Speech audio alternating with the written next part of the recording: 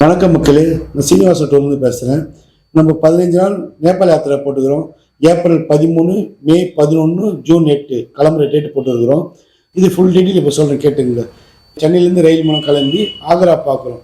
ஆக்ரா பார்த்து நைமிசாரனை பார்க்குறோம். நைமிசாரனை பார்த்து சரு நதியில் குளிச்சுட்டு அயோத்தி ராமரை பார்த்துட்டு நேபாள் போயிட்டு நேபாள் புத்தர் பிறந்த இடம் லூமினியை பார்த்துட்டு போக்ரா போகிறோம். போக்ராலேருந்து நிச்சிநாத் பார்த்துட்டு இரவு போக்ராவில் தங்குவோம்.